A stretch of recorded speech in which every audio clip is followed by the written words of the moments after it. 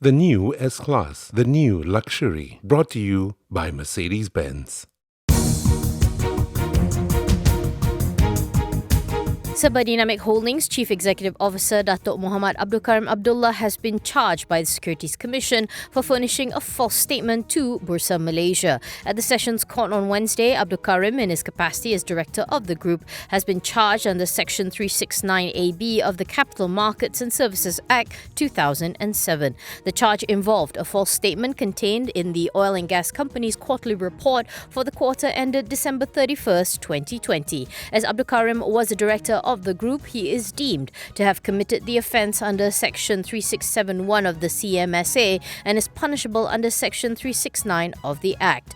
Karim pleaded not guilty and claimed trial. Bail was set at 500,000 with two sureties, and Karim was also ordered to report to a SC investigative officer pursuant to a schedule to be determined by the Commission at a later date. He was not ordered to surrender his passport, but was firmly reminded to ensure that he attends future court proceedings. Notably, Karim was supposed to be charged on Tuesday, but he could not be located, which led to the regulator securing a warrant of arrest against him. Karim's lead counsel, Tan Sri Muhammad Shafi Abdullah, on Wednesday submitted before the Sessions Court that he had allegedly requested 24 hours from the SC to allow for his client to have time to communicate with his solicitors. He claims this is why his client was not present in court on Tuesday. To recap, on Tuesday, the SC had levied the same charge on Serba Dinamik along with its Executive Director, Datuk Syed Nazim Syed Faizal, Group CFO Azan Azmi and VP of Accounts and Finance Muhammad Hafiz Othman. The SC also charged Hafiz today with allegedly creating fictitious sales.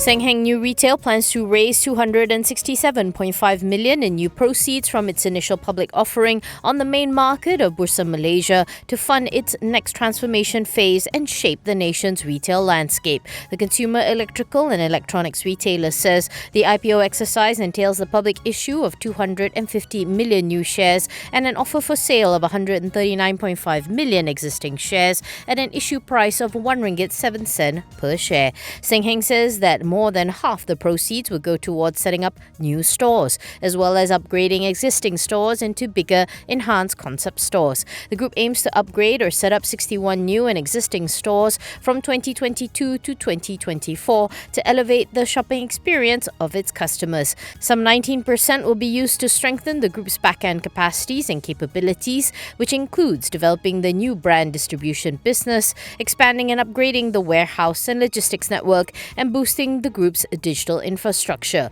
The rest will go to repaying borrowings and listing expenses. Executive Chairman Lim Keng Heng says the group is looking to strengthen its market share in home appliances to 30% by 2025 from the current 13%. He says that while Sengheng is in every state in Malaysia, there are still quite a number of towns where the retailer does not have a presence yet. Lim says the group's continuous commitment to continuous innovation has contributed to its success, with annual revenue consistently exceeding 1 billion ringgit from the financial year ended December 31st, 2018 to FY20.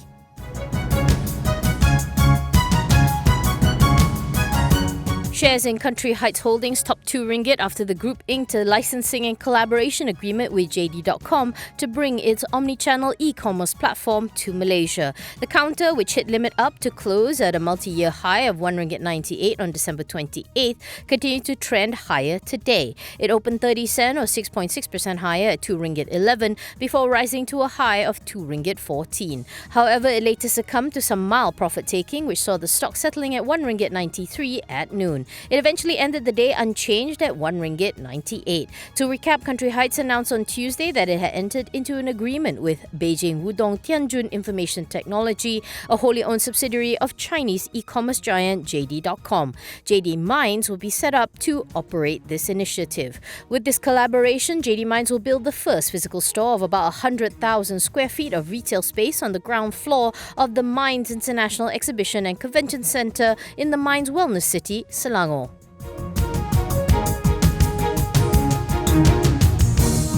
Ipoh Hotels has proposed to acquire a 30% stake in fintech solution provider AccuVentures for 4.2 million ringgit. The two companies signed a non-legally binding term sheet on December 29, subject to terms to be finalised in a definitive agreement, Ipoh said in a BOS filing. The hospitality operator said the purchase to be satisfied via Ipoh shares will be split into two tranches, an initial 10% stake followed by another 20% upon completion of due diligence. Ipoh, which had triggered the prescribed criteria of PN17 in November, views the proposed acquisition as a strategic investment for the company. The group says it sees the significance in keeping up with the times by embracing innovative solutions and technology to better manage its hospitality business operations. Ipoh adds that the issuance of consideration shares as settlement of the purchase price will enable the group to conserve cash resources. Ipoh was among the top 10 most actively traded stocks on Bursa Malaysia today, closing 11.8% down at 7.5 sen, with over 46 million shares traded.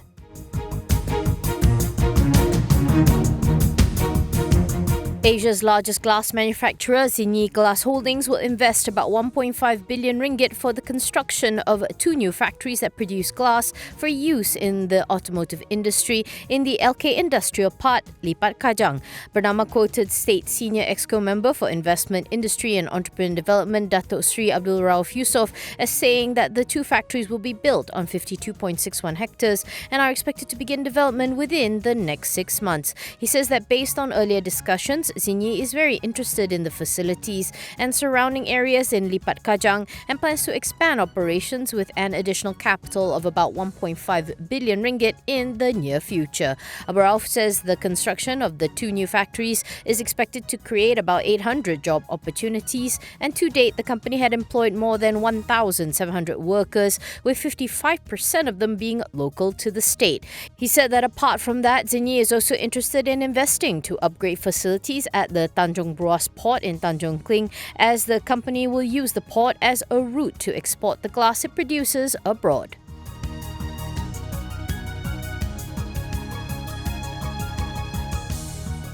This program was brought to you by Mercedes-Benz.